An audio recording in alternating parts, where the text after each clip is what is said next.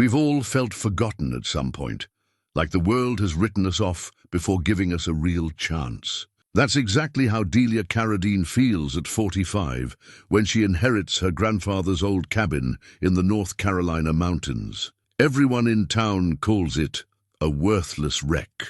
The roof is caving in, the walls are rotting, and weeds grow through the floorboards. Neighbors shake their heads and tell her to tear it down. But her grandfather left her a letter saying there was something special hidden inside.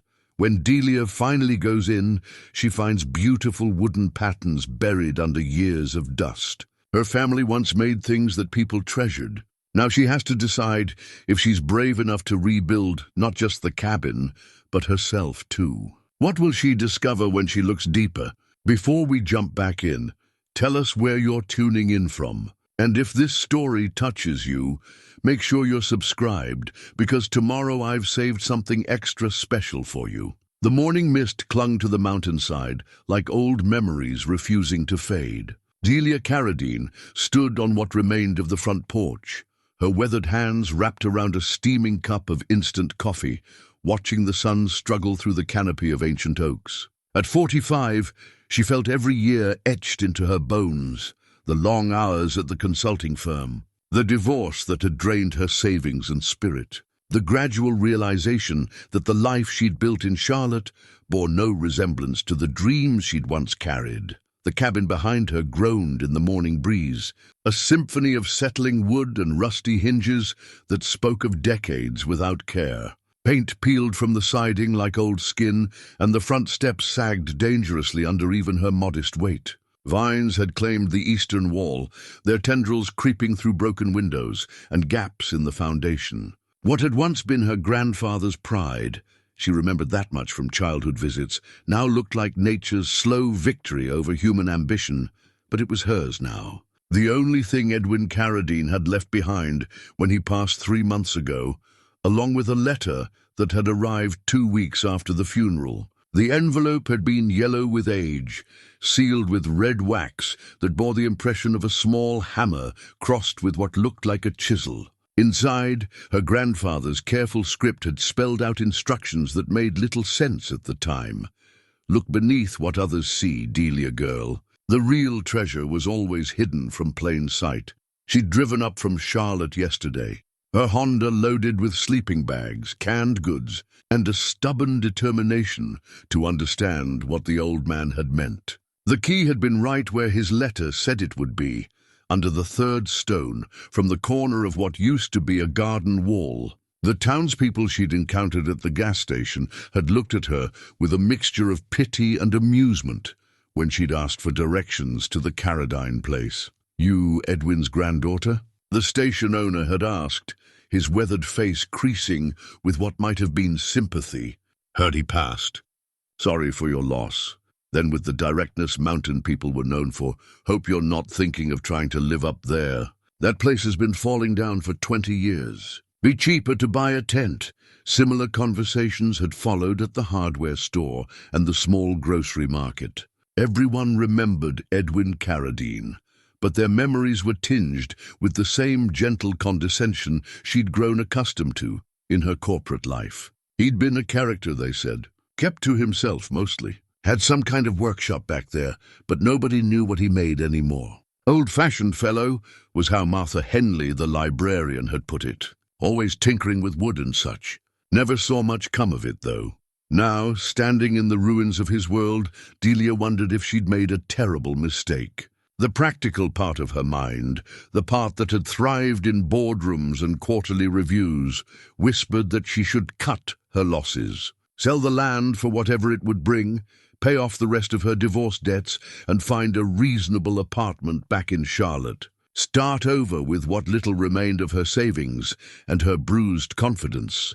But something about the morning light, filtering through the broken shutters, reminded her of being 8 years old, sitting on this same porch while her grandfather whittled small animals from pieces of oak and maple. His hands had been sure then, carving rabbits and deer with a precision that had seemed magical to her young eyes. "Every piece of wood has a story hiding inside it, Delia girl," he told her. "You just have to be patient enough to let it speak." The memory stirred something she'd thought lost forever, a sense of wonder, of possibilities existing beyond spreadsheets and profit margins. She finished her coffee and walked back inside, her footsteps echoing hollowly on the warped floorboards. Dust motes danced in the shafts of sunlight that managed to penetrate the grime-covered windows, and she could smell decades of abandonment, old wood, mouse droppings, and something else, a faint trace of varnish and sawdust that spoke of work once done here. The main room was larger than it appeared from outside, with a stone fireplace dominating one wall and built-in shelves lining another. A narrow staircase led to what she assumed was a loft bedroom. Everything was covered in dust and debris, but underneath the neglect, she could sense the bones of something solid. The walls were straight, the floor level despite its warped surface. Someone had built this place to last. She pulled her grandfather's letter from her jacket pocket and read it again. The paper was soft with age, and his handwriting had the careful deliberation of someone who chose his words with purpose. Dear Delia, if you're reading this, then I'm gone and you're probably standing in what looks like a wreck. Don't let appearances fool you. This old place has kept more secrets than the mountains themselves. I know we lost touch these past years. Your grandmother always said you had too much of the world in you to be content with mountain ways, and maybe she was right. But blood calls to blood, and there's something here that belongs to you now. Look beneath what others see. The real treasure was always hidden from plain sight. You'll find the first key behind the loose stone in the garden wall. Third one from the southeast corner. What it opens will surprise you, I think. What you do with what you find is up to you. But I hope you'll understand why I kept it safe all these years. The workshop has been waiting for the right hands to bring it back to life. I believe those hands might be yours. With love and hope, your grandfather Edwin P.S. Don't let the townspeople discourage you. They mean well, but they've forgotten what we Carradines are capable of when we put our minds to something. The key he'd mentioned was still in her pocket. A small brass thing, worn smooth with age and use. She'd found it exactly where he'd said, but so far she hadn't discovered what it might open. There were no obvious locks on the doors she'd tried, and the few cabinets she'd managed to force open contained nothing but old dishes and moth-eaten linens. A knock at the front door interrupted her thoughts. She opened it to find a man in his 50s, wearing work clothes and a cautious expression. He had the kind of weathered face that spoke of outdoor work and honest living, with graying hair and hands that looked capable of fixing most anything. "Morning," he said, touching the brim of his baseball cap. "I'm Tom Bradley. I run the auto repair shop down the mountain. Heard Edwin's granddaughter was up here." His eyes took in the sagging porch and broken railings. "Thought maybe you could use some practical advice. Delia Carradine," she said, extending her hand. His grip was firm and calloused, "and I suspect I can use all the advice I can get." Tom's smile was genuine, if somewhat concerned. Edwin was a good man. Kept to himself mostly, but he was fair in his dealings. This place, though, he gestured at the cabin's deteriorating facade. It's been going downhill for a long time. Foundation's probably shot, roof needs replacing, and I'd be surprised if the well still works. You think I should sell it? I think you should be realistic about what you're taking on, Tom said carefully. Winter comes early up here, and it comes hard. This place isn't going to be habitable without major work. More than most people can afford, especially doing it right. Delia appreciated his honesty, even as it confirmed her worst fears. What would you do if it was yours? Tom was quiet for a moment, studying the cabin with the eye of someone who understood construction. Depends on what you're looking for, he finally said.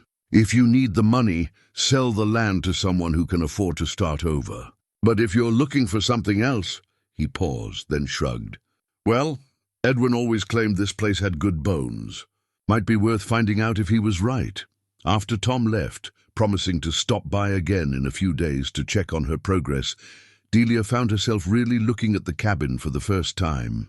Not at its decay and damage, but at the underlying structure her grandfather had built. The logs were oak, she realized, fitted together with the kind of precision that spoke of real craftsmanship. The foundation stones were massive and carefully placed. Even the damage seemed mostly superficial, neglect rather than structural failure. She spent the rest of the morning exploring, making mental notes of what needed immediate attention and what could wait. The well did work, producing clear, cold water that tasted of mountain springs. The electrical system was ancient but functional. Most importantly, the roof, while it leaked in several places, wasn't beyond repair.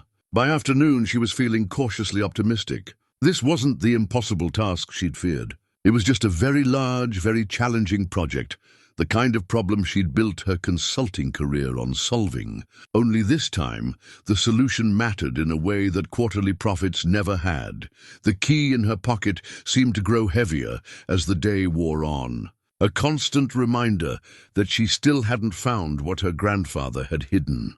She'd looked behind every obvious panel, checked every cabinet and closet, even examined the floorboards for signs of a concealed compartment. Whatever Edwin Carradine had wanted her to find, he'd hidden it well.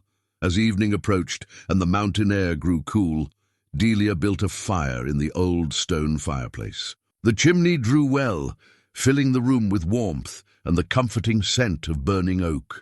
She sat cross-legged on her sleeping bag, studying her grandfather's letter by firelight, looking for clues she might have missed. That's when she noticed something odd about the fireplace itself. The stones were fitted with the same precision she'd observed in the cabin's construction, but one stone, about knee-high on the left side, seemed slightly different. The mortar around its edges was cleaner, newer looking than the rest. Her heart racing with possibility, Delia knelt beside the fireplace and pressed against the stone. It shifted slightly under pressure. She worked her fingers around its edges, and with a grinding sound of stone against stone, it moved inward, revealing a small cavity behind. Inside, her fingers found a folded piece of paper and something else, something smooth and carved. She pulled both items into the firelight and gasped at what she saw. The paper was another note in her grandfather's handwriting. "The first step is always the hardest, but you've taken it. What you hold now opened doors for 3 generations of Carradines. Use it well." The carved object was a piece of wood, unlike anything she'd ever seen. It was no bigger than her palm. But every surface was covered in intricate inlay. Work. Tiny pieces of different woods fitted together to create a pattern of leaves and vines so detailed and beautiful that it seemed to move in the flickering firelight. The craftsmanship was extraordinary, the kind of work she'd only seen in museums or the homes of the very wealthy. And suddenly, holding that small masterpiece in her hands, Delia understood why her grandfather had been so careful to hide his work. This wasn't the hobby craft of an old mountain man. This was art of the highest caliber, work that belonged in galleries and private collections. Work that represented not just skill, but a tradition of excellence that had somehow survived in this forgotten corner of the mountains. The brass key in her pocket suddenly felt warm against her fingers, and she knew, with the certainty that comes from deep recognition, that tomorrow she would find what it opened. And when she did, her life would change in ways she couldn't yet imagine. Outside, the mountain night settled around the cabin like a protective embrace, and for the first time in months, Delia Carradine fell asleep with hope stirring in her heart. Dawn came softly to the mountains, painting the mist-covered valleys in shades of gold and amber. Delia woke with a sense of anticipation she hadn't felt in years. The carved wooden piece from the fireplace still clutched in her palm. The intricate inlay work seemed even more remarkable in the morning light. Dozens of tiny pieces fitted together with mathematical precision, each cut and shaped by hand to create something that transcended mere decoration. She made coffee with water from the mountain well and sat on the front steps, studying the craftsmanship while the caffeine worked its magic. Every detail spoke of patience and mastery. The grain of each small piece had been carefully considered, the natural patterns of the wood incorporated into the overall design. This wasn't just woodworking. This was artistry of a level that commanded serious respect and serious money. The brass key felt urgent in her pocket, and she knew she couldn't postpone the search any longer. Her grandfather's note had been specific. This carved piece had opened doors for 3 generations of Carradines. If it was meant literally, then somewhere in this cabin was a lock that the key would fit. She started methodically, room by room, looking for anything she might have missed yesterday. The main living area revealed nothing new, nor did the small kitchen or the narrow pantry. The loft bedroom, accessed by a ladder-like staircase, contained only an old iron bed frame and a chest of drawers that held nothing but mouse-chewed blankets. It was when she returned to the main floor that she noticed something odd about the floorboards near the back wall. The boards ran east to west throughout most of the cabin, but in one small section, maybe 4 feet square, they ran north to south. The change in grain direction was subtle, but once she saw it, she couldn't unsee it. Kneeling on the floor, she pressed against the boards, listening for hollow sounds. The third board from the wall gave slightly under pressure, and when she worked her fingers around its edges, she felt the telltale gap of a concealed hinge. Her heart pounding with excitement, she pried up the board to reveal a shallow compartment beneath. Inside was a wooden box, its surface worn smooth with age and use. And set into the center of the lid was a brass lock that perfectly matched her key. The lock turned with surprising ease, as if it had been oiled recently. The lid opened to reveal another layer of treasures, more sample pieces like the one she'd found in the fireplace, each one showcasing different techniques and wood combinations. There was a leather-bound journal, its pages filled with her grandfather's careful handwriting and detailed sketches. And at the bottom of the box, wrapped in oiled cloth, was another key, this one larger and more ornate than the first. But it was the journal that captured her immediate attention. The first page bore an inscription in faded ink: "The Carradine Workshop, established 1923, 3 generations of fine woodcraft." Below that, in her grandfather's younger handwriting, "For the hands that come after mine." She opened the journal carefully, mindful of the fragile pages. The early entries were written in a different hand. Her great-grandfather's, she realized, describing the establishment of the workshop and the development of techniques that had been passed down from Europe. The entries spoke of commissions from wealthy families in Asheville and Charlotte, of custom furniture and decorative panels that sold for what would be thousands in today's money. As she read deeper, the handwriting transitioned to her grandfather's, documenting his apprenticeship and eventual mastery of the craft. The entries from the 1950s and 60s painted a picture of a thriving business, with more work than one man could handle and a waiting list that stretched for months. Then abruptly, the tone changed. Entries from the 1970s spoke of declining demand, customers choosing mass-produced furniture over handcrafted pieces, and the gradual realization that the world no longer valued what the Carradines offered. The final entries, dated just 5 years ago, were heartbreaking in their resignation. The old ways are dying. Nobody wants to pay for work that takes months when they can buy something that looks similar for a fraction of the cost.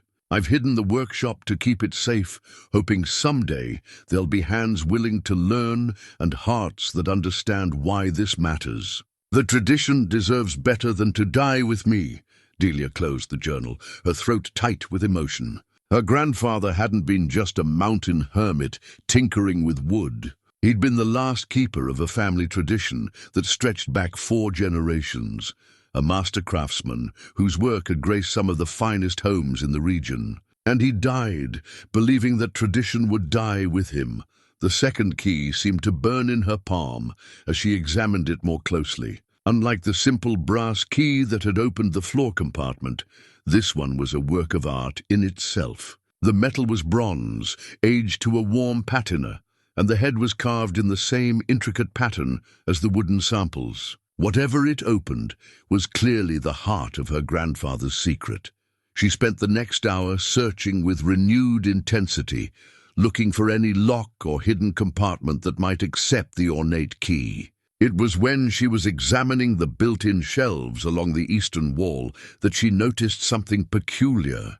One section of shelving, about 3 feet wide, seemed shallower than the rest. The back wall behind it was only 6 inches deep, while the adjacent sections went back nearly a foot. Running her hands along the back panel, she felt the subtle outline of a rectangular seam. When she pressed against it, the panel moved slightly inward. She traced the edges with her fingers until she found what she was looking for, a small, concealed keyhole positioned at shoulder height. The bronze key slid in perfectly. When she turned it, she heard the soft click of a mechanism engaging, and the entire back panel swung inward on well-oiled hinges. The space beyond took her breath away. She was looking into a workshop that time had preserved in perfect detail. Workbenches lined the walls, their surfaces worn smooth by decades of use. Hand tools hung in precise arrangements on wooden pegboards. Chisels, planes, carving knives, and instruments she couldn't even name. Wood samples were organized in careful rows, each piece labeled in her grandfather's meticulous script. And in the center of the room stood a masterpiece of workmanship, a cabinet of drawers so beautiful it seemed to glow in the dim light, filtering through a small curtained window. But it wasn't just the beauty of the space that stunned her. It was the evidence of recent use. The tools were clean and sharp, the workbenches clear of dust. Someone had been caring for this workshop, maintaining it with the devotion of a shrine keeper. Her grandfather, she realized, had been using this space until very recently, perhaps until the illness that eventually claimed him. She stepped inside, her footsteps muffled by the thick rugs that covered the floor. The air smelled of wood shavings, linseed oil, and the distinctive scent of hand-cut lumber. It was like stepping back in time to an era when craftsmanship mattered more than efficiency, when beauty was worth the patience it took to create. On the main workbench, she found a project in progress, a jewelry box carved from a single piece of cherry wood, its surfaces partially completed with inlay work that matched the samples she'd discovered.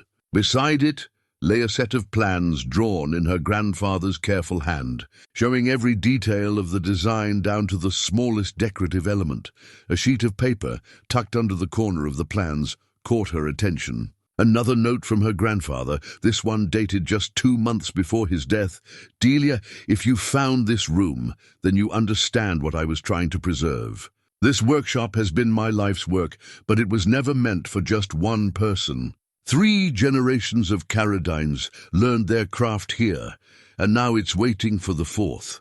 I don't know if you have the patience for this kind of work or the temperament. It's not easy learning to listen to wood and understanding what it wants to become. But if you're willing to try, everything you need is here.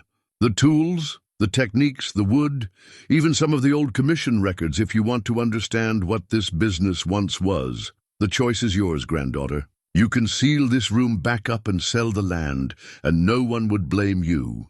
Or you can take up the tools and see what your hands might create. Either way, you'll have my blessing.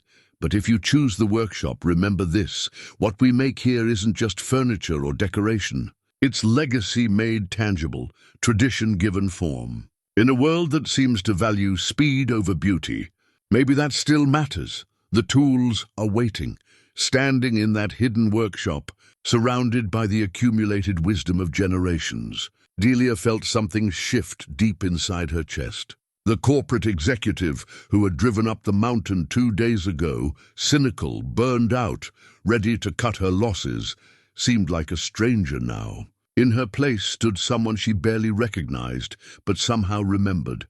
A young girl who had once watched her grandfather's hands transform raw wood into wonder. She picked up one of the carving knives, testing its weight and balance. The handle fit her palm as if it had been made for her, worn smooth by hands that shared her blood and her heritage. For the first time since her divorce, since her professional disappointments, since all the small defeats that had brought her to this mountain, Delia Carradine felt like she was exactly where she belonged.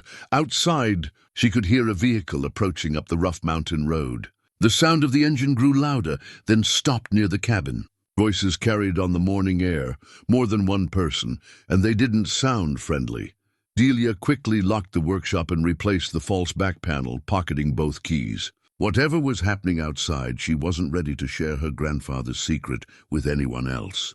Not yet. Not until she understood what it might mean for her future and the future of the Carradine name. The voices were getting closer, and there was something in their tone that suggested this wasn't going to be a social call. 3 men stood on her front porch, and none of them looked like they were bringing good news. The leader was a thin man in his 60s, wearing a suit that looked expensive but out of place in the mountain setting. Behind him stood 2 younger men in work clothes, their arms crossed and expressions carefully neutral. Miss Carradine. I'm Howard Brennan from the County Planning Office. These gentlemen are from the Building Inspection Department. He gestured to his companions. We've had reports about someone attempting to occupy this structure.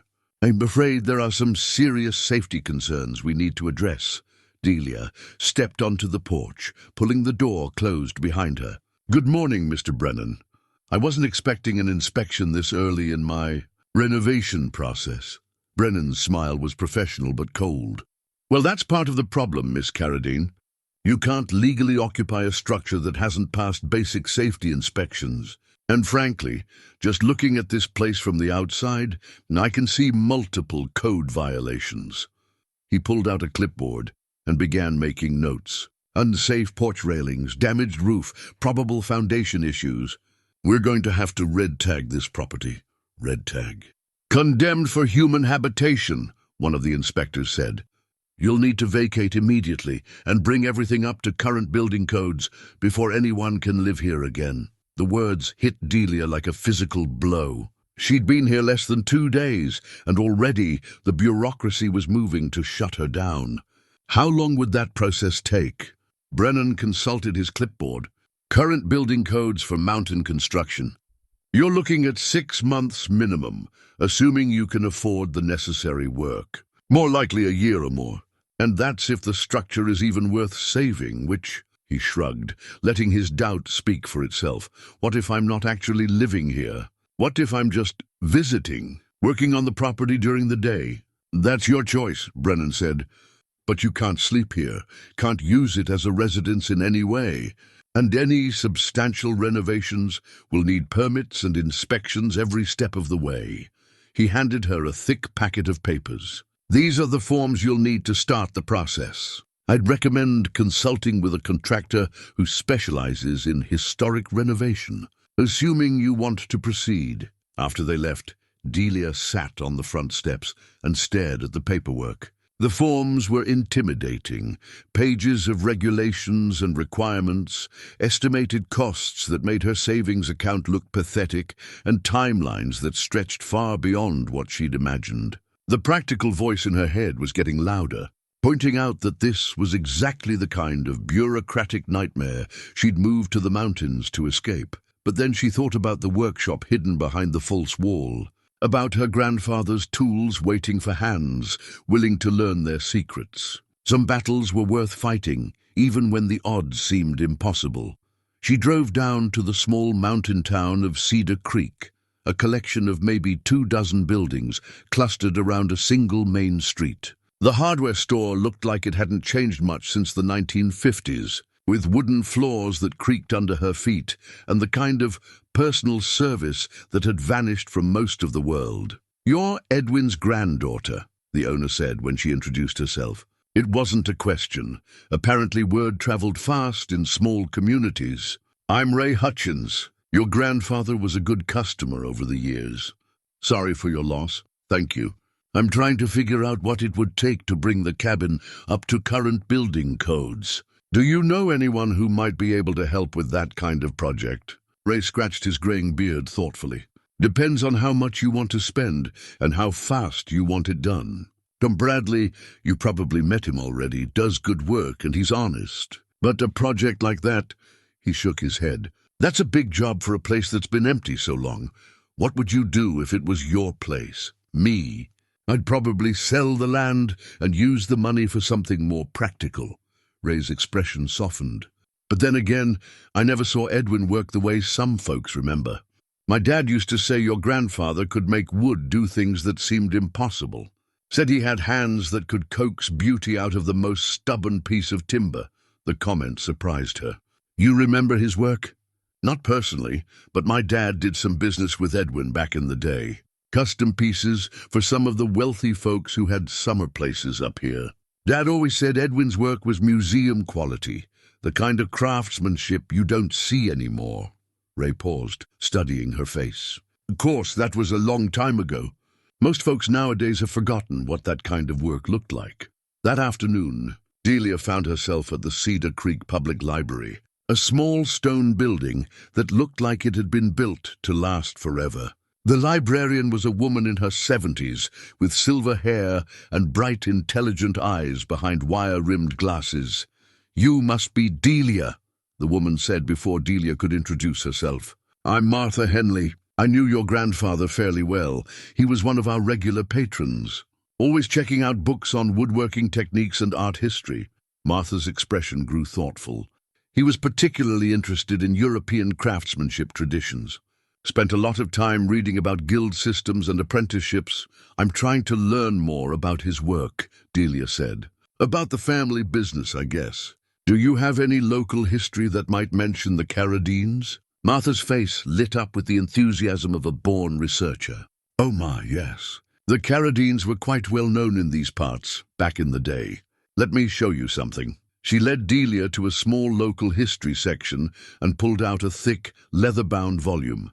"This is a collection of historical society articles from the 1960s. There's a wonderful piece about local craftspeople that features your great-grandfather." The article made Delia's heart race. There, in black and white photographs that had yellowed with age, were examples of Carradine workshop pieces that took her breath away. Dining room sets with inlay work so intricate it looked like jewelry. China cabinets that seemed to glow with inner light. Custom architectural elements, mantelpieces, built-in bookcases, decorative panels that transformed ordinary rooms into showcases of artistry. According to the article, Martha said, the Carradine workshop was considered one of the finest custom furniture makers in the Southeast. They had clients from as far away as Atlanta and Richmond. The waiting list for a major piece was usually 6 months to a year. What happened to it all? "The business, I mean," Martha sighed. "Same thing that happened to a lot of traditional crafts, I suppose. Times changed. People started wanting furniture they could buy today instead of furniture they'd have to wait for. The mass-produced stuff got better and cheaper, and the market for handcrafted pieces just disappeared." That evening, back at the cabin, Delia sat by the fire with Martha's photocopies spread around her. The historical evidence was overwhelming. Her family had been master craftspeople, artists whose work had been treasured by discerning clients across the region. The workshop she'd discovered wasn't just a hobby space. It was the remnants of a business that had once supported 3 generations and earned regional recognition. She unlocked the workshop and spent an hour examining the tools with new understanding. Each implement represented not just function, but tradition. The planes had been shaped by hand to specific profiles. The chisels showed the wear patterns of decades of skilled use. Even the wood samples were arranged according to principles she was only beginning to grasp, sorted not just by species, but by grain patterns, hardness, and suitability for different techniques. On the main workbench, the unfinished jewelry box seemed to call to her. Her grandfather's plans were detailed enough that someone with basic woodworking knowledge could probably complete it, but the inlay work was far beyond her current abilities. Still, she found herself picking up one of the smaller chisels, feeling its balance and testing its sharpness on a scrap of pine. The tool felt natural in her hand, as if her fingers remembered skills she'd never learned. She made a few tentative cuts in the soft wood, surprised by how cleanly the chisels sliced through the grain. Nothing fancy, just simple grooves and curves, but there was something deeply satisfying about the way the tool responded to pressure and guidance. For the first time since discovering the workshop, she allowed herself to imagine what it might be like to really learn these techniques, to understand wood the way her grandfather had, to create objects that would outlast the hands that made them. It would take years of study and practice, she knew, The kind of patience her corporate life had never demanded and rarely rewarded. But sitting in that quiet workshop, surrounded by the accumulated wisdom of generations, the idea didn't seem impossible. It seemed like the most natural thing in the world. Outside, the mountain night settled around the cabin like an embrace, and for the first time in years, Delia Carradine felt the stirring of something she'd almost forgotten, the desire to create something beautiful and lasting, something worthy of the hands that would someday inherit it in turn. The grandfather's journal became Delia's evening companion over the following week. Each night, after spending her days learning to navigate building permits and safety inspections, she would retreat to the workshop and read deeper into the family history. The journal revealed layers of tradition she hadn't imagined, techniques passed down through generations that had originated in the guild workshops of medieval Europe. Her great-great-grandfather had brought the knowledge from Germany in the 1890s, carrying his master craftsman credentials and a small collection of specialized tools across the Atlantic. The early journal entries spoke of establishing the workshop, finding suitable local woods, and adapting old-world techniques to American tastes and materials. By the 1920s, the Carradine name had become synonymous with quality throughout the region, but it was the personal entries that moved her most deeply. Her grandfather had written not just about techniques and projects, but about the spiritual aspects of the craft. "Wood has memory," one entry read. "Every ring tells the story of a season, every grain pattern records the struggle between wind and root. When you learn to read those stories, you can work with the wood instead of against it." Another passage, written during what appeared to be a difficult period in the 1970s, spoke to something deeper. "The world is moving too fast now, wanting everything immediate and disposable. But some things should last. Some things should be made with the knowledge that hands not yet born will touch them, use them, treasure them. That's what we do here. We make permanence in an impermanent world." Reading those words by lamplight, surrounded by tools that had shaped 3 generations of Carradine work, Delia felt a responsibility she'd never experienced in her corporate career. This wasn't just about preserving a building or maintaining a tradition. It was about keeping alive a way of understanding the world that valued patience, quality, and the long view of human creation. During the day, she threw herself into the practical challenges of renovation with the systematic approach that had made her successful in business. She hired Tom Bradley to assess the structural issues and found, to her relief, that his initial concerns had been overly pessimistic. The foundation was solid, the framing sound. Most of the problems were cosmetic or related to decades of deferred maintenance. "Your grandfather built this place right," Tom admitted as he examined the oak beam construction. "It's going to need a new roof and some electrical work, but the bones are good. Better than good, actually. This kind of joinery work, these hand-cut mortise and tenon joints, you don't see craftsmanship like this anymore. The permit process proved more challenging than the actual construction needs." Howard Brennan seemed determined to find obstacles at every turn, requiring additional inspections and documentation that other properties somehow avoided. After her 3rd trip to the county office in 2 weeks, Delia began to suspect the harassment was more personal than procedural. "He's protecting someone's interests," Martha Henley observed when Delia stopped by the library to research building codes and precedents. "Howard's been in that job for 20 years, and he's never been this thorough with renovation permits before. Someone's putting pressure on him to make this difficult for you, but why? It's not like I'm disturbing anyone up here." Martha's expression grew thoughtful. "Edwin always said this land was worth more than people realized. Maybe someone's hoping you'll get discouraged and sell." The possibility hadn't occurred to Delia, but it made sense. Mountain property near the National Forest was becoming increasingly valuable as more city people looked for retreat locations. Her grandfather's isolated acreage, with its water rights and forest access, could be worth considerably more than she'd imagined. But the evening's work in the workshop pushed such concerns aside. She had begun attempting her first real project, Not the ambitious jewelry box her grandfather had left unfinished, but a simple cutting board that would let her practice basic techniques without risking valuable materials. The process was humbling. What looked straightforward in her grandfather's sketches proved maddeningly difficult in practice. Getting the wood to cut cleanly required understanding grain direction, moisture content, and tool angles she'd never considered. Her first attempts produced ragged cuts and splintered edges that bore no resemblance to the smooth, precise work she saw in the finished examples around the workshop. But there were moments, brief, tantalizing glimpses, when everything came together.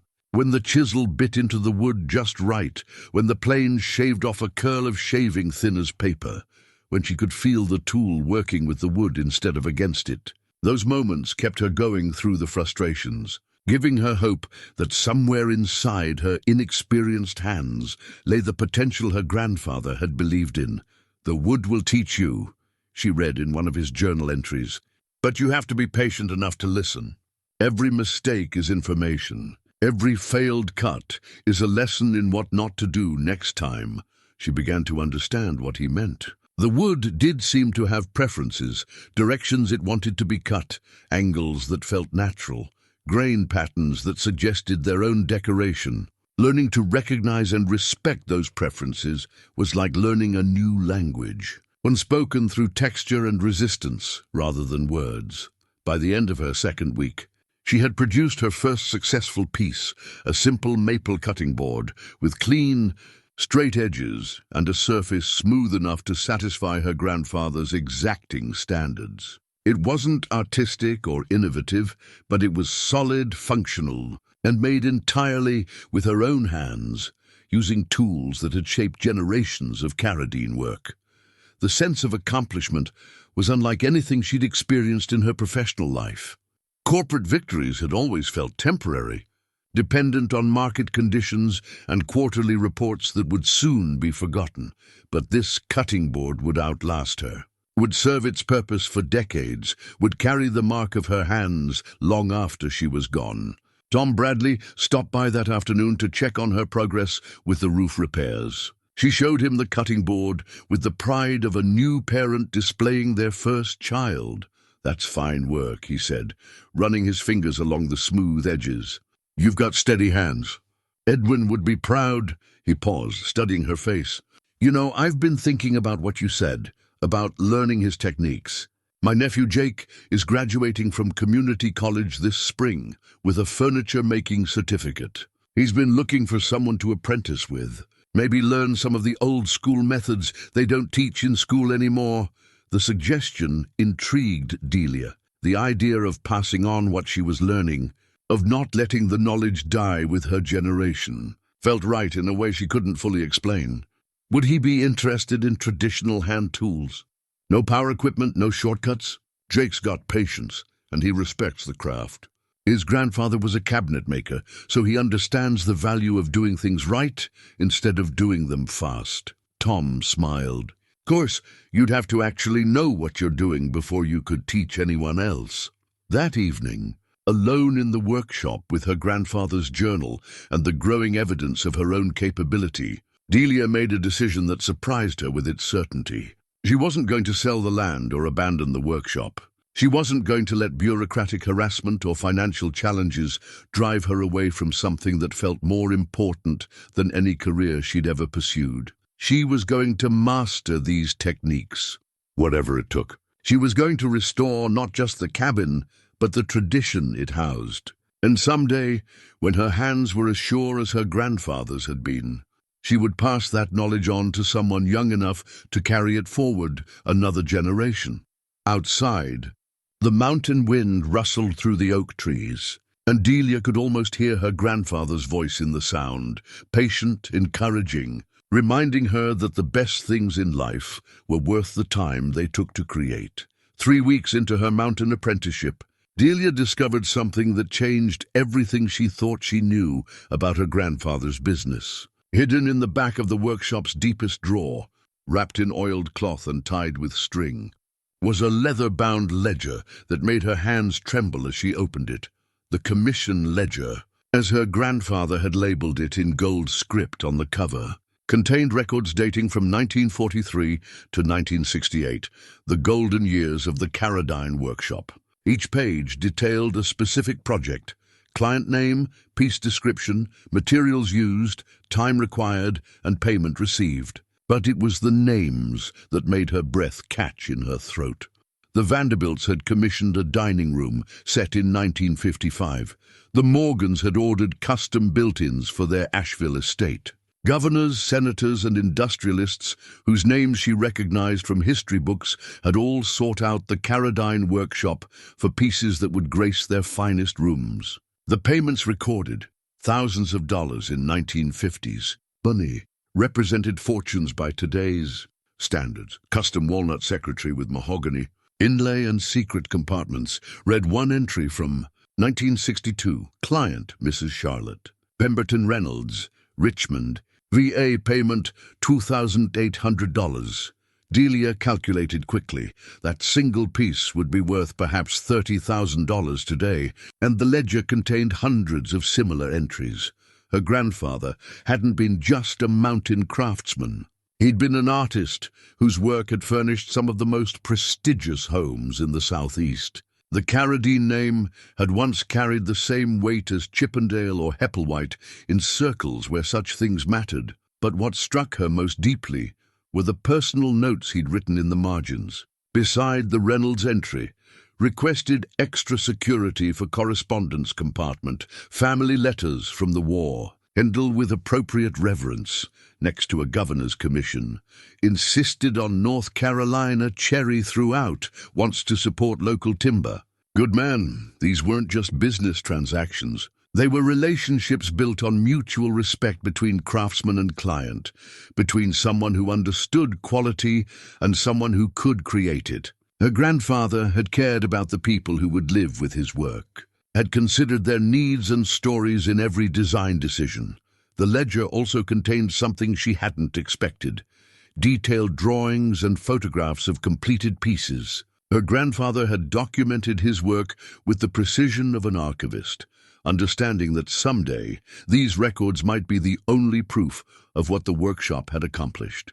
The photographs, though faded, showed furniture of breathtaking beauty, pieces that belonged in museums, not forgotten in a mountain ledger. Armed with this new understanding of the family legacy, Delia approached her own learning with renewed determination. She began attempting more complex projects, moving beyond simple cutting boards to try her hand at the joinery techniques that had built the Carradine reputation. Dovetail joints, mortise and tenon connections, the intricate inlay work that had been the workshop's signature. Each technique was a puzzle that required both intellectual understanding and physical skill. Her first attempts were disasters. Joints that should have fit together perfectly gaped like broken teeth. Inlay pieces that looked correct in theory splintered when she tried to set them.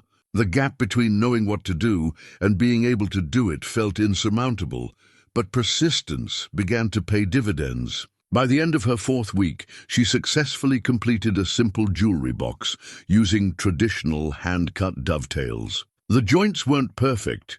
She could see the tiny irregularities that spoke of an amateur's hand, but they were tight, solid, and made without a single power tool or modern fastener.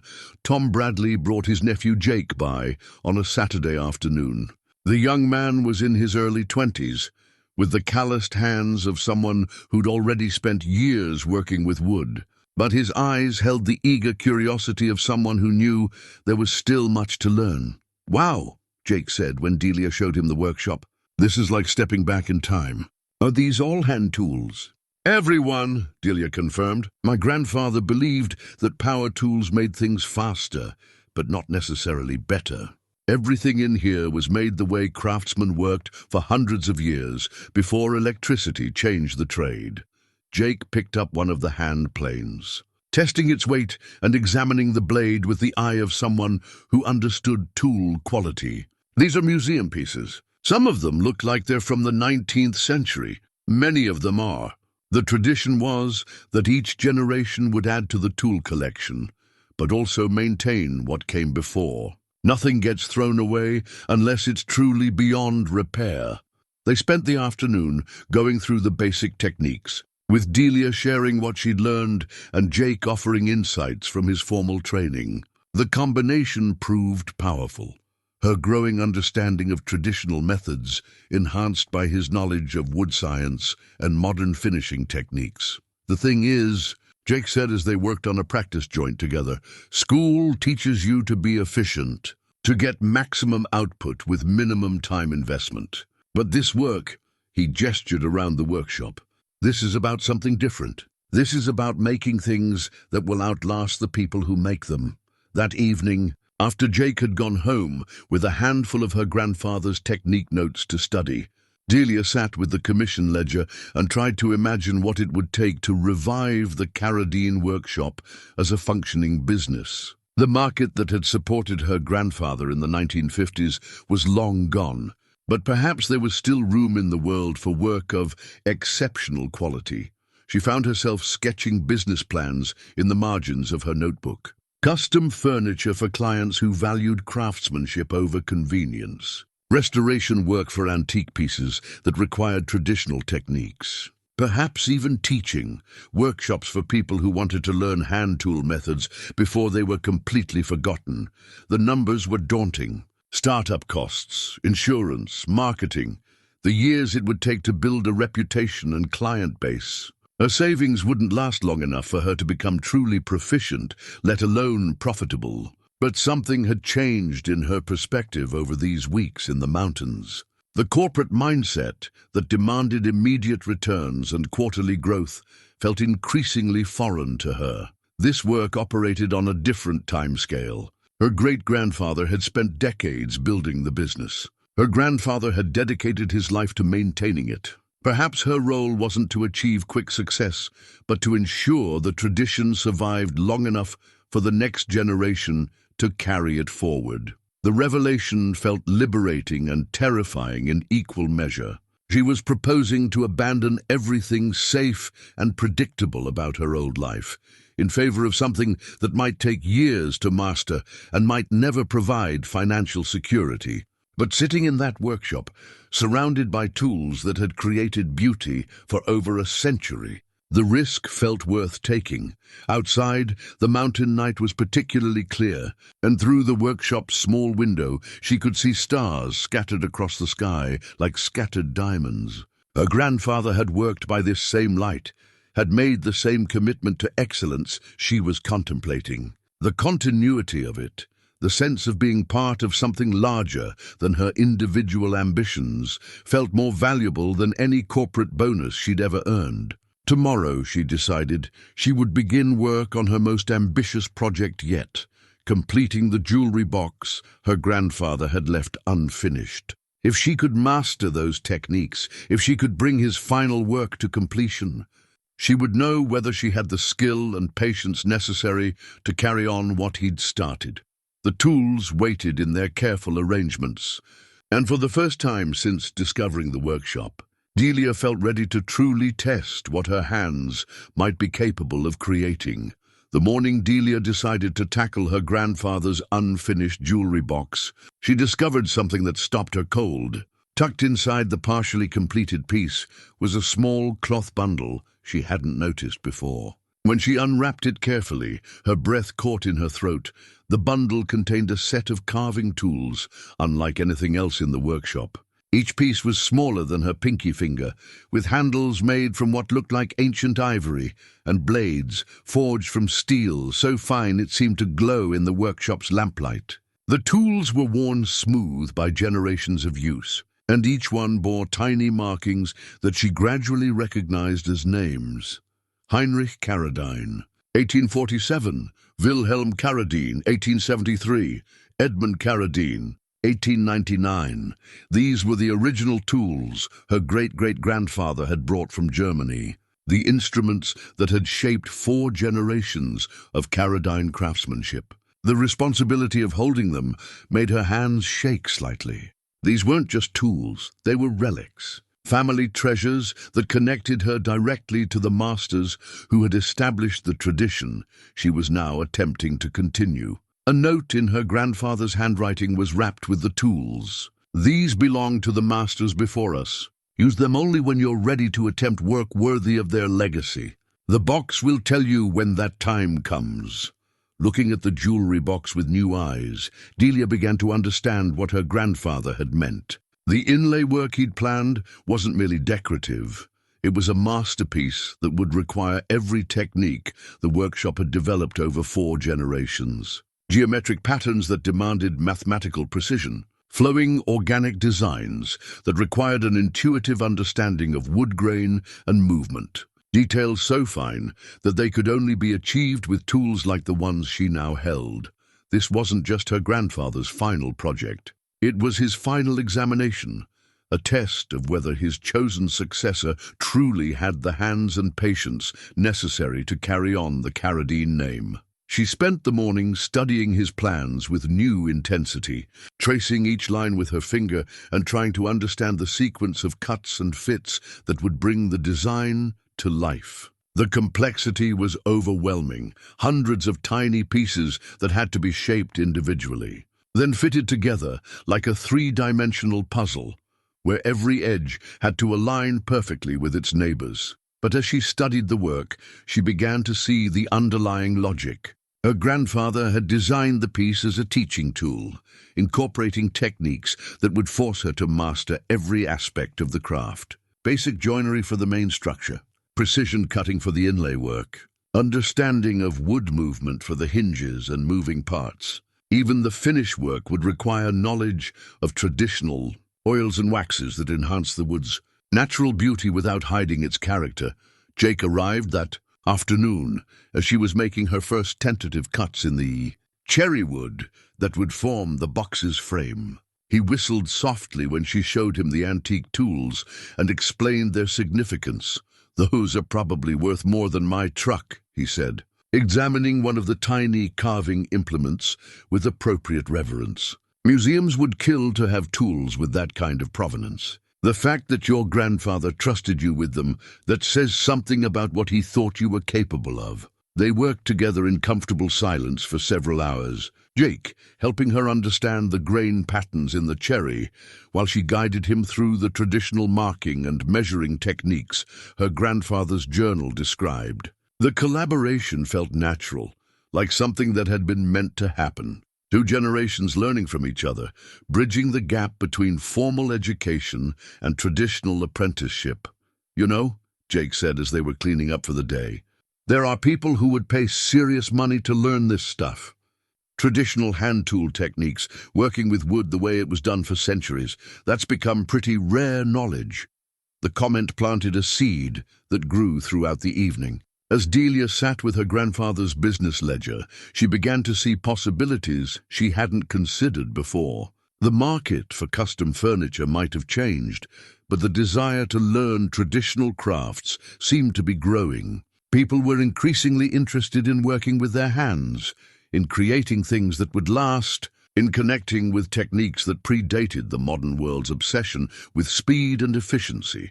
What if the workshop could serve a new purpose? Not just creating custom pieces, but teaching the techniques to others who wanted to learn. Weekend workshops for hobbyists, week-long intensives for serious students, perhaps even formal apprenticeships for young craftspeople like Jake who wanted to understand the old ways before they disappeared entirely. The idea energized her in a way that the business projections for custom furniture never had. Teaching felt like a natural extension of what she was doing, learning the techniques, understanding the tradition, then passing that knowledge on to ensure it survived. It would also provide income while she continued to develop her own skills, making the workshop financially sustainable without requiring her to master every technique before she could begin supporting herself. But first, she had to prove she was worthy of the tools she'd inherited. The jewelry box remained her test, her grandfather's final challenge to determine whether she truly understood what she'd undertaken. Over the following weeks, she threw herself into the project with an intensity that surprised her. Each morning, she would unlock the workshop and spend hours working on individual components, cutting inlay pieces so small they could barely be handled with normal fingers, fitting joints that had to be perfect because there was no room for error in wood this thin, creating mechanisms that would allow drawers to slide smoothly for decades of use. The work was meditative in a way her corporate career had never been. Each cut required complete focus, absolute presence in the moment. There was no room for distraction, no possibility of multitasking. The wood demanded her full attention, and in return it taught her patience, precision, and the deep satisfaction that came from creating something beautiful with her own hands. Jake became a regular visitor, stopping by several evenings a week to help with the project and absorb the techniques she was learning. Their collaboration deepened her understanding. Having to explain each step forced her to truly comprehend what she was doing, while his questions often revealed aspects of the work she hadn't fully considered. "It's like meditation," Jake observed one evening as they worked on particularly delicate inlay pieces. "You can't think about anything else when you're doing this.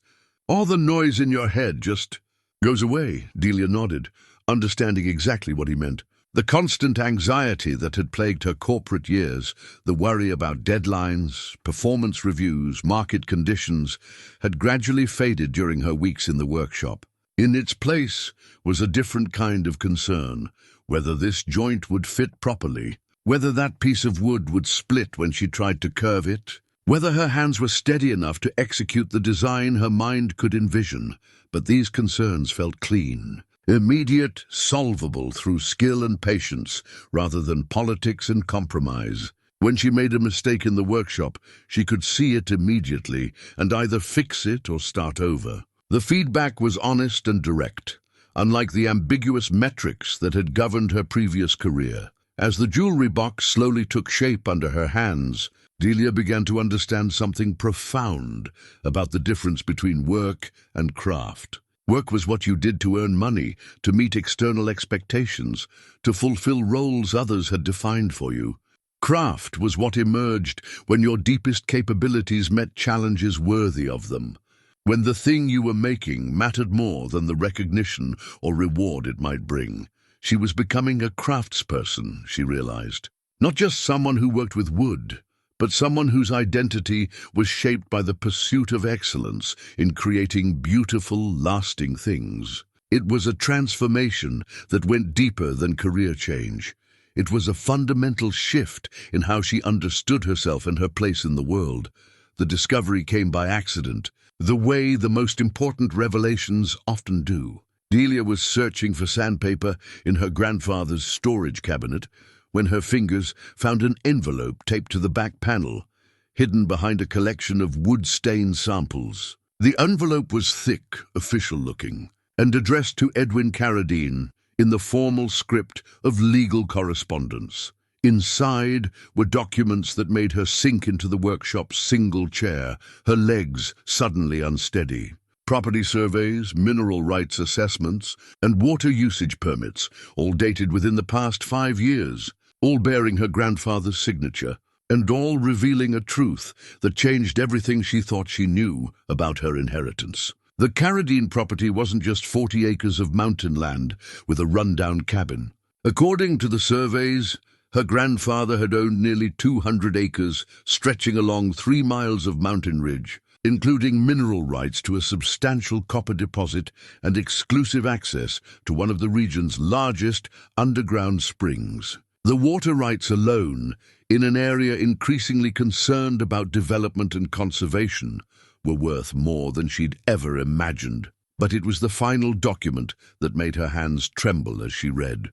A formal appraisal, commissioned just 6 months before her grandfather's death, valued the complete property at $2.8 million.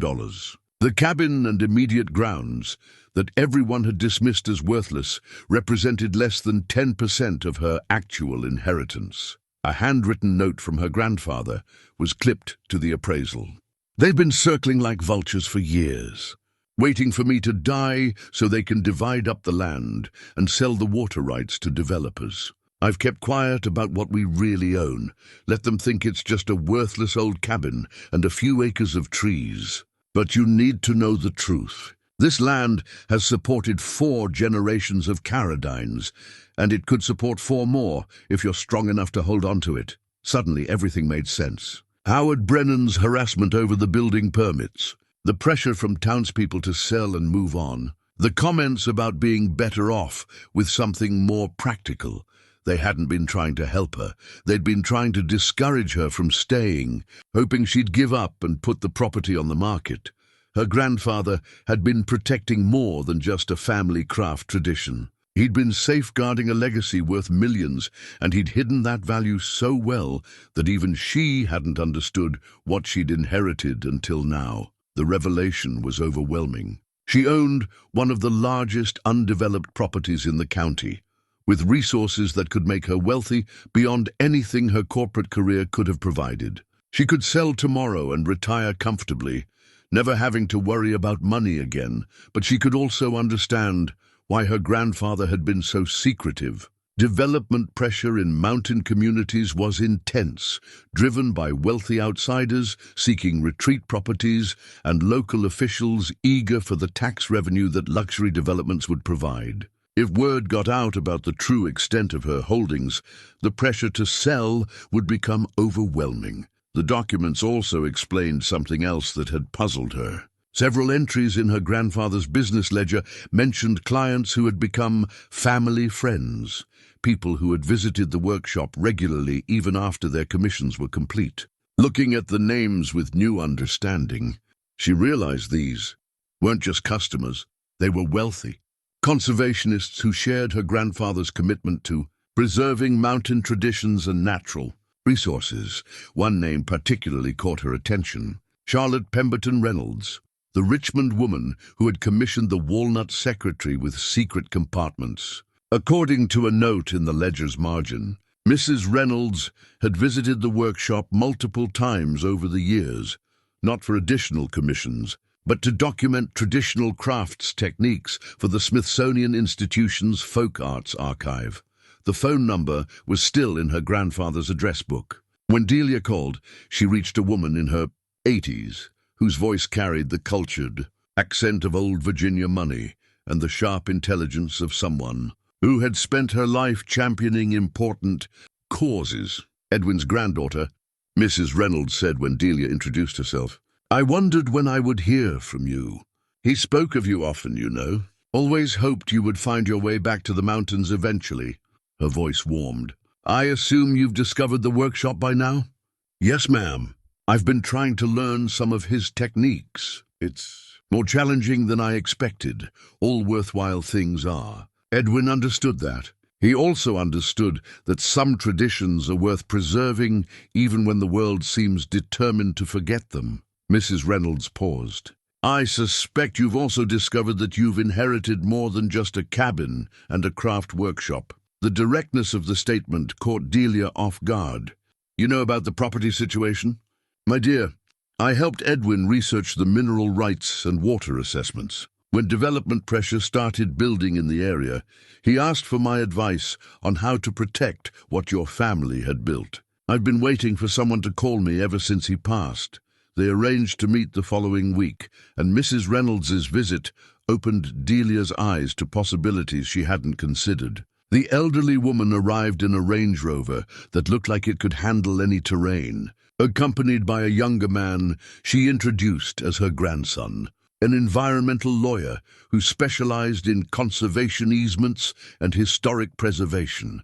"The craft tradition your grandfather maintained is invaluable from a cultural preservation standpoint," Mrs. Reynolds explained as they sat in the restored main room of the cabin. "But combined with the natural resources and undeveloped forest, this property represents something even more significant. It's a complete ecosystem, cultural and environmental, that could serve as a model for sustainable mountain community development." Her grandson, Michael, spread maps and legal documents on the table. "There are ways to protect both the craft tradition and the land itself through conservation easements and historic designations. You could maintain ownership while ensuring the property can never be developed inappropriately. The mineral rights and water access would provide income, but under strict environmental controls. More importantly, Mrs. Reynolds added, you could establish this as a teaching center. Traditional crafts workshops, environmental education, sustainable forestry practices. There are foundations that would provide substantial funding for that kind of program. The scope of what they were proposing was breathtaking. Instead of choosing between preserving her grandfather's legacy and securing her financial future, she could do both while creating something larger than either goal alone. The Carradine property could become a place where traditional mountain culture was not just preserved, but actively taught, where people could come to learn both craft techniques and environmental stewardship. But the proposal also meant accepting a level of public attention and responsibility that intimidated her. She would no longer be a private individual learning a craft in solitude. She would be the steward of a significant cultural and environmental resource, with obligations to funders, students, and the broader community. That evening, alone in the workshop with the documents spread around her, Delia tried to process the magnitude of what she'd learned. 3 months ago, she'd been a burned-out corporate consultant with a failed marriage and a dwindling savings account. Now she was potentially the guardian of a multi-million-dollar property and a tradition that institutions like the Smithsonian considered worthy of preservation. The jewelry box she'd been working on sat on the bench, nearly complete now. The intricate inlay work caught the lamplight, creating patterns that seemed to shift and flow as she moved around the piece. It was beautiful, the finest work she'd ever done, possibly the finest work she'd ever be capable of doing, but holding the property documents, understanding the true scope of what her grandfather had entrusted to her. She realized the jewelry box was just the beginning. It wasn't the culmination of her learning, but the foundation for something much larger. Her grandfather had hidden the workshop to protect it from a world that no longer seemed to value such things. But perhaps the world was ready to value them again, if they were presented in the right way, in the right context. Perhaps there was room for traditional crafts and environmental conservation to exist together, each strengthening the other. The decision, when it came, felt inevitable. She couldn't walk away from this responsibility, couldn't sell the land and let the tradition die with her grandfather's generation. Too much had been invested, too much preserved, too much trusted to her care. She was going to fight for it all, the workshop, the land, the tradition, and the vision of something new that could emerge from their combination. It would be the greatest challenge of her life. But sitting in that workshop, surrounded by tools that had shaped 4 generations of beautiful things, she felt ready to meet it. The weeks following Mrs. Reynolds' visit passed in a blur of planning, preparation, and increasingly urgent work on the project that would determine everything. Delia had committed to completing her grandfather's final design, not just the jewelry box he'd left unfinished, but the masterpiece that would serve as her graduation piece, her proof that she was worthy to carry on the Carradine name. The masterpiece was ambitious beyond anything she'd attempted. According to her grandfather's detailed plans, it was a writing desk of extraordinary complexity, a piece that would incorporate every technique the workshop had developed over 4 generations. Traditional joinery for the main structure, intricate inlay work that told the story of mountain seasons through patterns of leaves, flowers, and winter branches, hidden compartments accessible only to someone who understood the desk's secrets. And most challenging of all, a series of working mechanisms, drawers that opened with the touch of a hidden spring, a writing surface that could be adjusted to multiple angles, compartments that appeared and disappeared like magic tricks made of wood. The plans had been her grandfather's final gift to her, and his final challenge. A note attached to the blueprints made his intentions clear. If you can build this piece successfully, using only traditional hand tools and techniques, you'll have mastered everything I can teach you. More importantly, you'll have created something worthy of the Carradine name, something that could anchor a new generation of the workshop's reputation. She had 6 weeks to complete the project. Mrs. Reynolds had arranged for a gathering of collectors, craft enthusiasts, and foundation representatives to visit the workshop in early December. The event would serve multiple purposes, documenting the traditional techniques for the Smithsonian archives, evaluating the workshop's potential as a teaching center, and showcasing the kind of work that could emerge from the proposed conservation and education programs. Most importantly for Delia, it would be her public debut as a craftsperson. The desk would be judged not by friendly neighbors or encouraging mentors, but by people who understood the highest levels of the craft, who could recognize excellence and would spot any shortcuts or compromises she might try to hide. The pressure was overwhelming, but it was also clarifying. Every day brought new challenges that pushed her skills to their limits. The inlay work required her to cut pieces so small and precise that she often worked with magnifying glasses, fitting together patterns that had to be perfect because there would be no opportunity for correction. The hidden mechanisms demanded an understanding of wood movement and mechanical principles that she was learning as she worked, sometimes failing multiple times before achieving the smooth operation her grandfather's designs demanded. Jake had become her unofficial assistant and apprentice, working alongside her every evening and weekend. His formal training in furniture making provided crucial support when her traditional techniques reached their limits, while his enthusiasm for the old methods kept her motivated through the inevitable frustrations. "This is museum-quality work," he said one evening, as they fitted together a particularly complex section of inlay. "I mean it. This belongs in the American wing of the Met. The fact that you're creating this by hand, using tools that are over a century old, makes it historically significant even beyond its artistic value."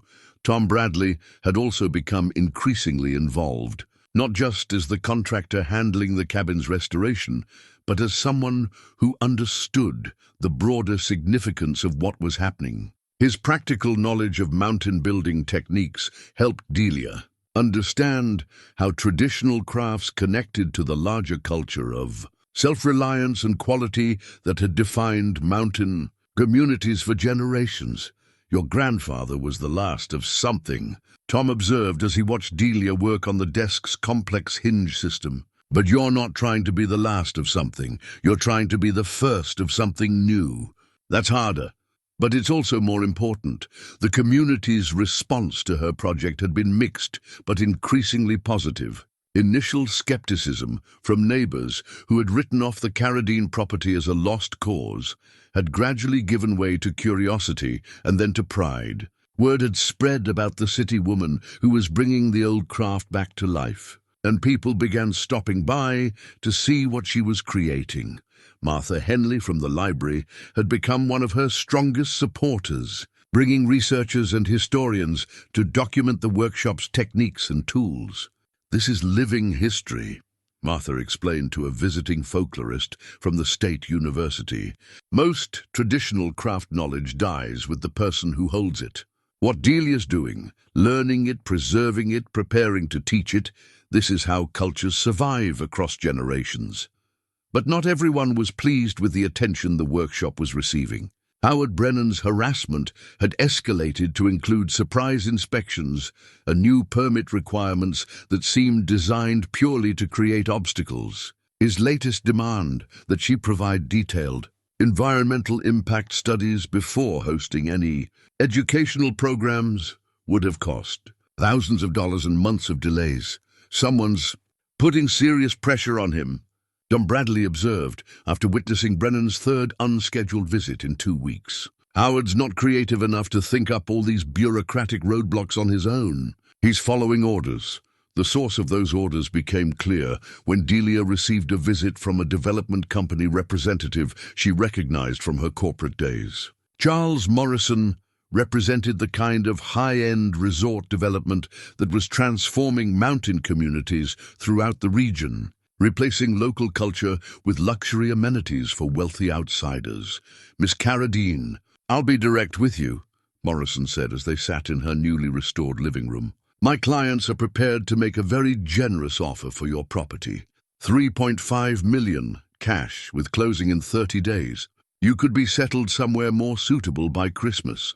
The offer was substantial, more than the property's appraised value, and enough to set her up for life anywhere she chose to live. But the way Morrison presented it made it clear this wasn't just a business proposition.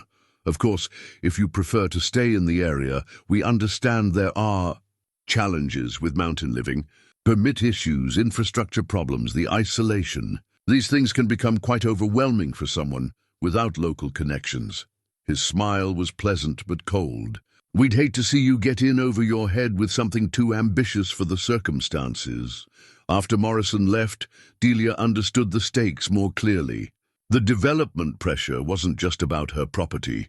It was about the entire character of the mountain community.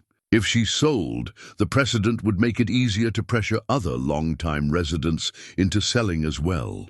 The workshop and its traditions would disappear along with everything else that made this place distinct from generic resort destinations, but fighting back required her to succeed spectacularly with the masterpiece desk. If she failed, if the piece wasn't good enough to impress the foundation representatives and collectors Mrs. Reynolds was bringing, she would have no credibility to anchor the conservation and education programs that could protect the community from development pressure. The weight of that responsibility sometimes made her hands shake as she worked on the desk's most delicate components. Everything she'd learned, everything her grandfather had preserved, everything the community might become, it all depended on her ability to execute techniques she'd only been practicing for a few months. With 2 weeks remaining before the December gathering, she reached the project's most challenging phase, installing the hidden mechanisms that would make the desk functional as well as beautiful. These were the features that would distinguish her work from mere reproduction, furniture, the innovations that proved she understood the craft deeply enough to contribute to its evolution. The primary mechanism was a secret compartment, accessed by pressing a specific sequence of inlay pieces in the desktop. Her grandfather's plans called for a system of levers and springs that would cause a panel to slide away, revealing a hidden space large enough for important documents. But the mechanism had to be virtually invisible when closed, and it had to operate smoothly for decades without maintenance. She spent 3 days cutting and fitting the tiny wooden parts that would make the system work, testing each component obsessively before moving to the next step.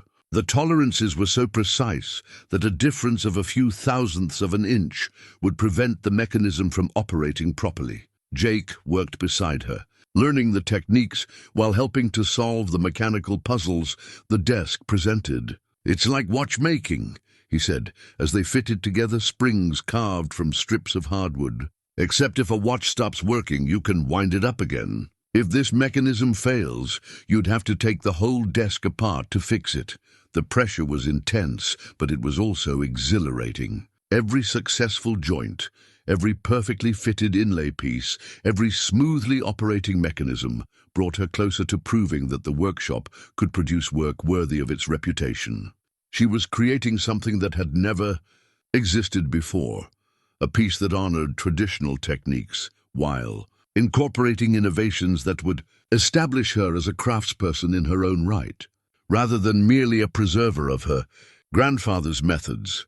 With 1 week remaining, the basic construction was complete. The desk stood in the center of the workshop like a wooden sculpture, its surfaces glowing with the deep luster that came only from wood that had been shaped and finished by hand. The inlay work told its seasonal story across the desktop and drawer fronts, while the hidden mechanisms waited to surprise and delight anyone who discovered their secrets. But the final week would be the most crucial. The finish work, the careful sanding, the application of oil and wax, the final adjustments to ensure every mechanism operated perfectly would determine whether the desk was merely competent craftsmanship or true artistry. As she prepared for those final days, Delia felt the presence of her grandfather and all the masters who had worked in this space before her. Their tools in her hands, their techniques flowing through her movements, their standards demanding nothing less than excellence from every cut and every decision. The test was almost over. Soon she would know whether she was worthy of the tradition she'd inherited, and whether that tradition was strong enough to anchor the new vision she was building for its future. The morning of the gathering dawned cold and clear, with frost covering the mountain in a crystalline blanket that made the workshop's windows sparkle like diamonds. Delia had been awake since before sunrise, making final adjustments to the masterpiece desk that would determine her future, and the future of everything her grandfather had preserved. Completed piece stood in the center of the workshop, like a wooden symphony, every surface telling the story of seasons and growth through patterns so intricate they seemed to breathe in the morning light. The desktop showed spring flowers giving way to summer leaves, then autumn's brilliant colors, finally culminating in winter's stark beauty, rendered in pale woods that caught the light like snow. Hidden throughout the design were the mechanisms that would reveal the desk's secrets to those patient enough to discover them. Mrs. Reynolds arrived first, accompanied by her grandson Michael and a small convoy of vehicles carrying the collectors, foundation representatives, and craft experts who would evaluate Delia's work. Among them were curators from the Smithsonian, professors from the nation's finest art schools, and private collectors whose approval could make or break a craftsperson's reputation. "My word," said Dr. Patricia Winters, the Smithsonian's curator of American crafts, as she entered the workshop.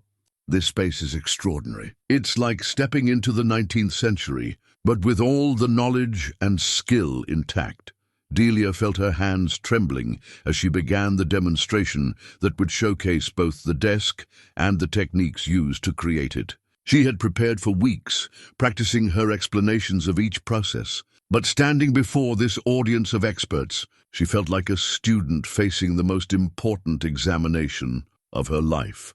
"The Carradine workshop has preserved techniques that date back to medieval European guilds," she began, her voice growing stronger as she warmed to her subject. "Every tool you see here was made by hand, maintained across generations, and used to create furniture that graced some of the finest homes in the southeast." She walked them through the desk's construction, explaining how each joint had been cut by hand, how the inlay patterns had been designed to work with the wood's natural grain, how the hidden mechanisms had been engineered to operate smoothly for decades without maintenance. As she spoke, she demonstrated techniques on sample pieces, showing how patient handwork could achieve results that no machine could duplicate. The audience was clearly impressed, but it was the desk itself that would provide the ultimate test. Dr. Winters approached it with the careful attention of someone who had examined hundreds of similar pieces, her experienced eye catching details that would reveal the quality of the workmanship. "The joinery is exceptional," she murmured, running her fingers along edges so perfectly fitted that the joints were nearly invisible. "And this inlay work.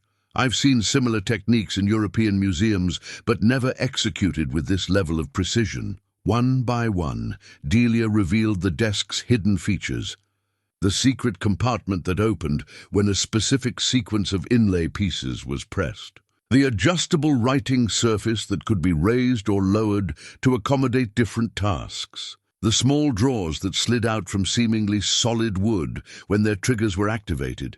Each revelation brought gasps of appreciation from the audience. These weren't just mechanical tricks.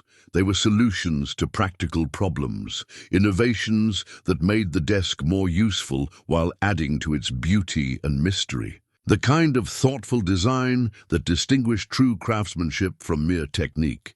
"How long did this take you to complete?" asked James Hartford, a collector known for his demanding standards and encyclopedic knowledge of American furniture.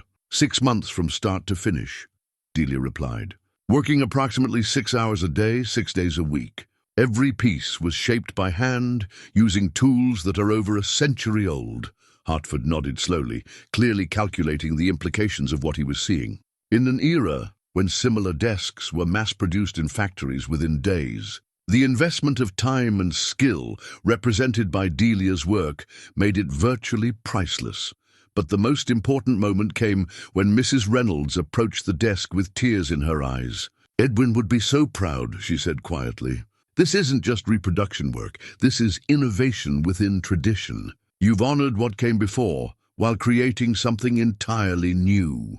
The morning's formal evaluation concluded with the experts examining the workshop itself, documenting tools and techniques for their respective institutions. Several expressed interest in commissioning pieces, while others discussed the possibility of sending their own students to learn traditional methods that had nearly been lost. As the group prepared for lunch, Jake pulled Delia aside with excitement barely contained in his voice. "Did you hear what Dr. Winters said to Hartford? She called this the finest example of traditional American woodworking she's seen in 20 years. And Hartford asked if you were taking commissions." The morning had exceeded her most optimistic expectations, but Delia knew the real test was still coming.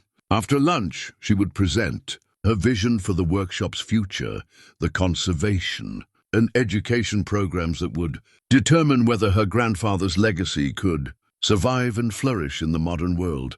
The afternoon session took place in the cabin's main room, where the restored interior provided a perfect backdrop for discussing the integration of traditional crafts with modern conservation efforts. Michael Reynolds had set up displays showing the property's full extent, the mineral rights and water resources that made it valuable, and the legal mechanisms that could protect it while generating sustainable income.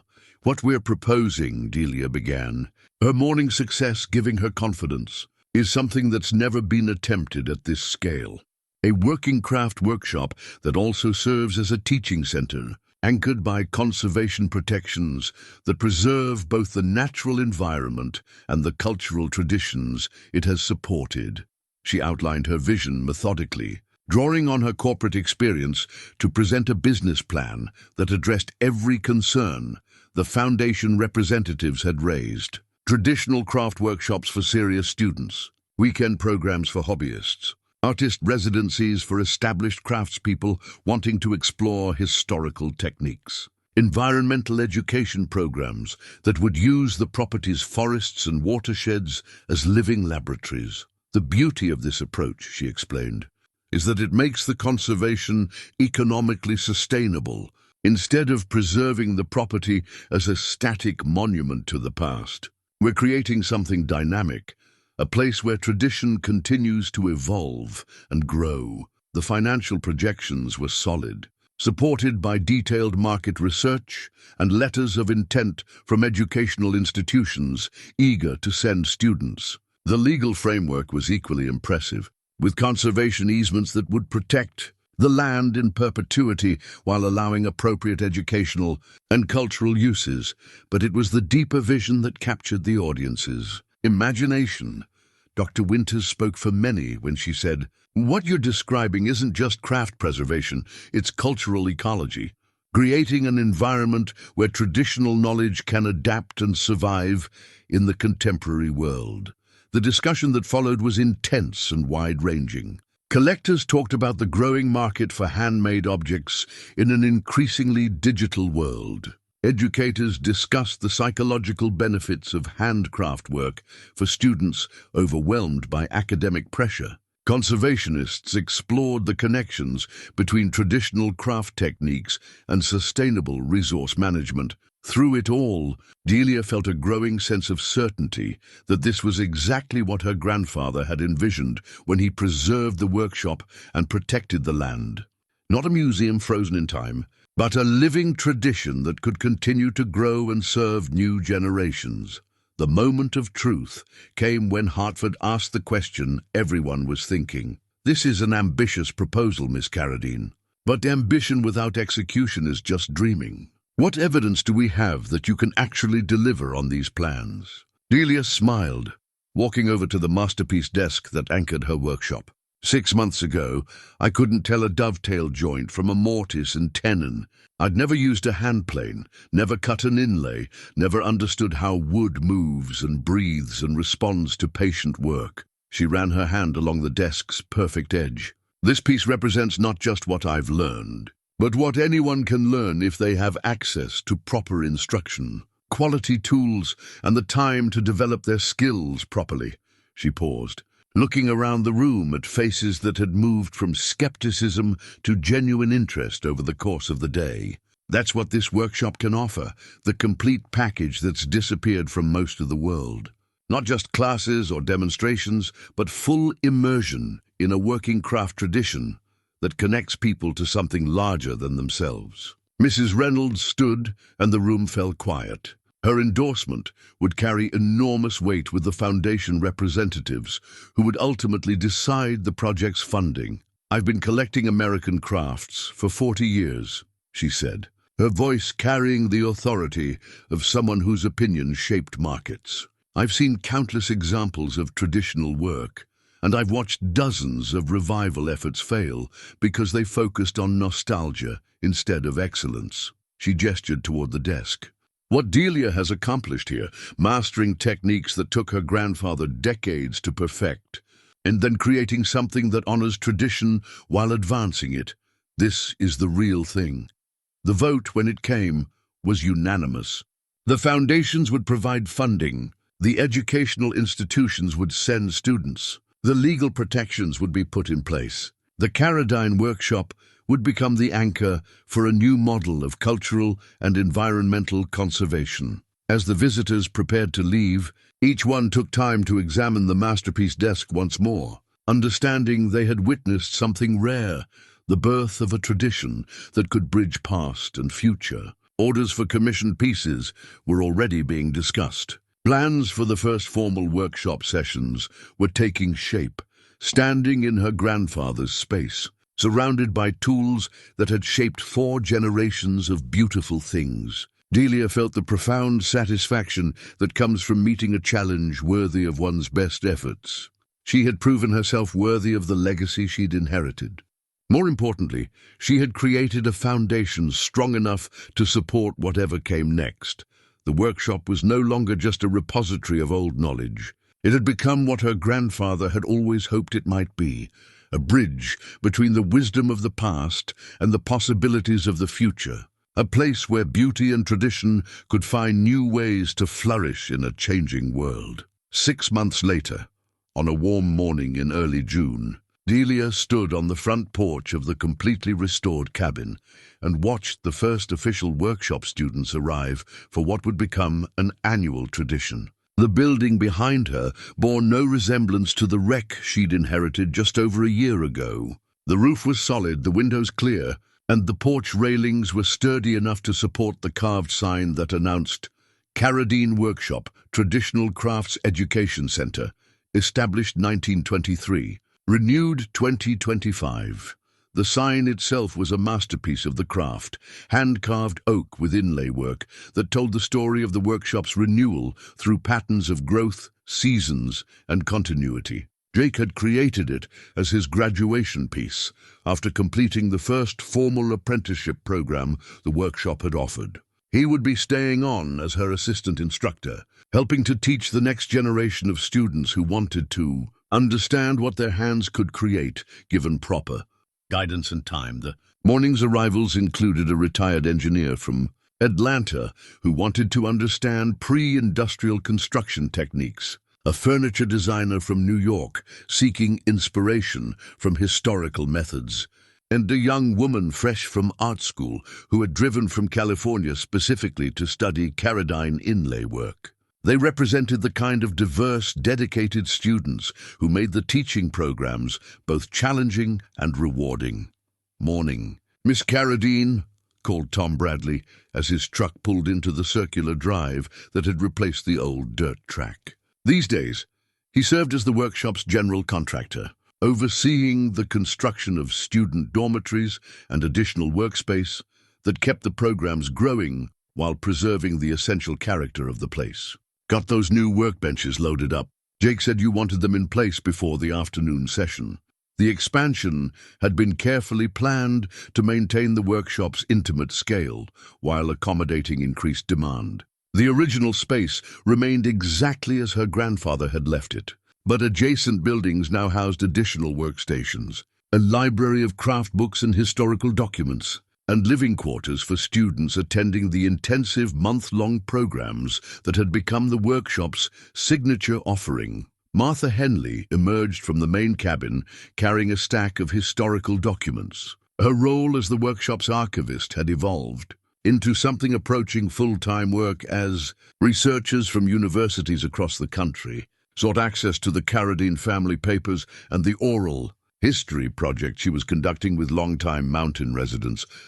The Smithsonian Courier will be here this afternoon for the latest documentation, Martha reported. Dr. Winters is particularly excited about the photographs of Edwin's work from the 1960s that we found in the attic. Apparently, several pieces she's been tracking have been identified from those images. The workshop's success had exceeded everyone's expectations. The waiting list for intensive programs stretched nearly 2 years into the future. Commission requests arrived weekly from collectors who wanted pieces created using traditional methods. Most importantly, the conservation programs were working exactly as planned. The land was protected, the mineral and water rights provided sustainable income, and the cultural traditions were not just preserved, but actively growing. Howard Brennan's harassment had ended abruptly once the legal protections were in place and the property's true value became public knowledge. The development interests that had been pressuring longtime residents suddenly found themselves facing a formidable opponent in the form of conservation lawyers with unlimited funding and a mandate to preserve mountain communities. Several other families had followed Delia's example, placing their properties under similar protections, but the change Delia valued most was internal, the transformation she felt every morning when she unlocked the workshop and prepared to spend another day creating beautiful, lasting things. The corporate executive who had arrived here, broken and directionless, seemed like a different person now. In her place stood someone whose identity was rooted in craft, teaching and stewardship, roles that felt more authentic than anything she had ever done in boardrooms or conference calls. The afternoon brought the moment she treasured most, the demonstration period when students worked on individual projects while she moved among them, offering guidance and sharing the techniques she was still mastering herself. Today's focus was on advanced joinery, and she watched with satisfaction as each student discovered the moment when theory became practice, when their hands began to understand what their minds had learned. "The wood is fighting me," complained the engineer, struggling with a dovetail joint that refused to fit properly. "The wood isn't fighting," Delia corrected gently, taking the chisel from his hands and making a few careful adjustments. "You're fighting the wood. Try working with it instead. Feel how the grain wants to be cut, then help it along." She demonstrated the technique, showing how patient observation could reveal the path the tool wanted to follow. These moments, watching someone discover their capacity for creating beauty, seeing hands learn to work with materials that had grown and lived and carried their own wisdom, these were the rewards that made all the challenges worthwhile. As evening approached and the students gathered their tools for the day, Delia found herself alone in the original workshop space. The masterpiece desk occupied its place of honor, no longer her test piece, but her teacher, a daily reminder of what was possible when skill, patience, and vision combined in service of something larger than individual ambition. She pulled out her grandfather's journal and added her own entry to the continuing record. "Today, we welcome the third class of intensive students. Each one brings something different to the tradition. New questions, fresh perspectives, innovations that honor the past while pointing toward the future. The workshop lives not in the building or the tools, but in the hands that are willing to learn and the hearts that understand why this work matters." Outside, the mountain evening settled over the workshop with the peaceful satisfaction of work well done and promises well kept. The tradition was safe, growing, and ready for whatever the next generation would bring to it. In the end, that was exactly what her grandfather had hoped for when he preserved these tools and techniques through the lean years when the world seemed to have forgotten their Value. The Carradine workshop would continue, one careful cut and patient joint at a time, creating beauty that would outlast the hands that shaped it and inspire others to take up the ancient, essential work of making the world more beautiful than they found it.